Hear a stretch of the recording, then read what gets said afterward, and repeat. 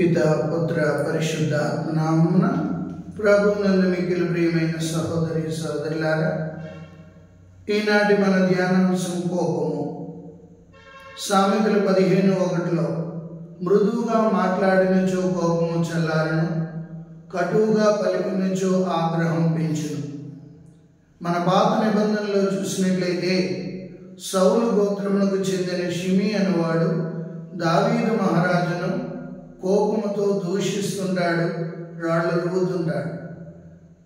అది చూసిన దావీదు సైనికులు, రాజుగారి సైనికులు వాణ్ణి చంపడానికి పర్మిషన్ ఇమ్మని అడుగుతుంటారు. అనుమతి ఇమ్మని కోరినప్పుడు దావీదు కోపముతో దుర్భాషలాడుతూ ఉన్న షిమీని చూసి తన సైనికులతో దావీదు మహారాజు ఒకటే అంటాడు, దేవుడు ఆయనకు అనుమతి ఇచ్చేదేమో, లేకపోతే ఆ తిట్లే మనకి దీవెనలుగా మారుస్తాడేమో అంటాడు.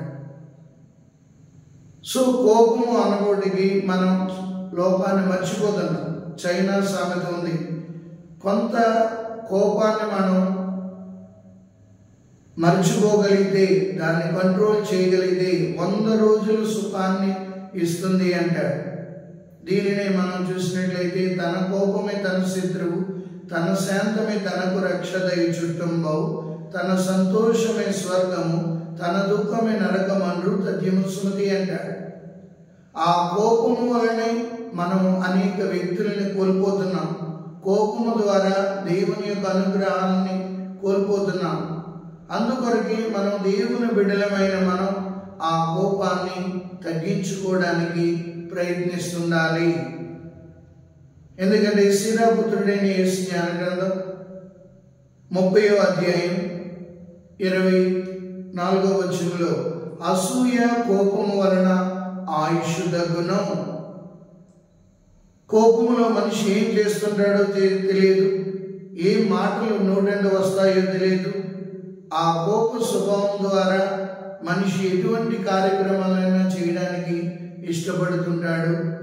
దేవుని యొక్క అనుగ్రహాలను కోల్పోతుంటాం, స్నేహితులను కోల్పోతుంటాం, దేవుని యొక్క అనుగ్రహాలను కోల్పోతుంటాం, అనారోగ్యాన్ని పెంచుకుంటాం, మనశ్శాంతిని కోల్పోతుంటాం. అందుకే దేవుని బిడ్డలమైన మనం శాంత స్వభావమును అలవర్చుకోవడానికి నిరంతరం మనం ప్రయత్నిస్తుండాలి. మానవ బలహీనత కొద్ది కోపం వస్తుంటారు, కోపం రావడం సహజం. కానీ దాన్ని ఏ రీతిగా మనం కంట్రోల్ చేయగలుగుతున్నాము, ఏ రీతిగా దానిని మనం ఆ కోపాన్ని వినియోగించగలుగుతున్నాము, కోపాన్ని ఇతరుల మీద దూషించడానికి కాక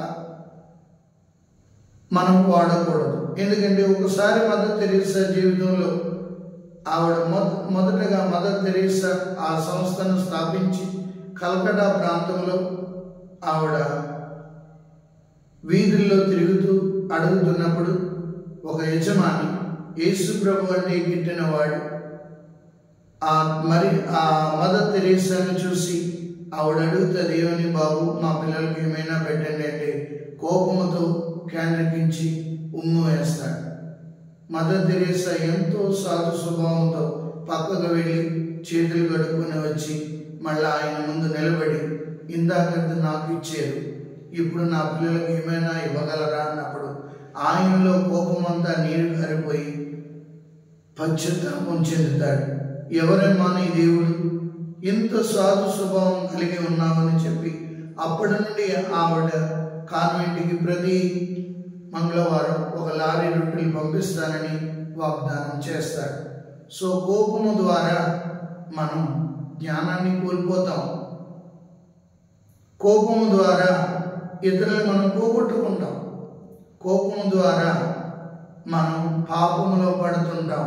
కావున మన అనుదిన జీవితంలో కోపాన్ని మనం తగ్గించుకొని దేవుని యొక్క బిడ్డలుగా దేవుని యొక్క అనుగ్రహాలు పొందడానికి సిద్ధపడుతుందాం.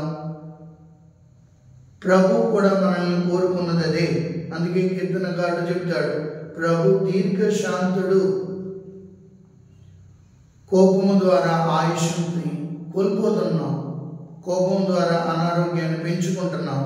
కావున మనం నా కోపాన్ని నేను ఏ రీతిగా కంట్రోల్ చేసుకోగలుగుతున్నాను, కోపాన్ని తగ్గించుకోవడానికి ఏ రీతిగా ప్రయత్నిస్తున్నాను ఒకసారి ఆత్మపరిశీలన చేద్దాం. పితా పుత్ర పవిత్రాత్మ నామమున ప్రభు మిమ్మందరినీ ఆశీర్వదించి కాచి కాపాడును గాక. ఆమేన్.